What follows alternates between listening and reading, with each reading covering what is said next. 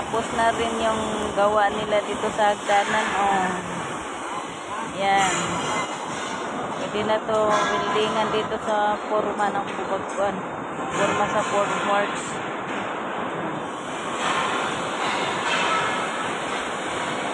Yan.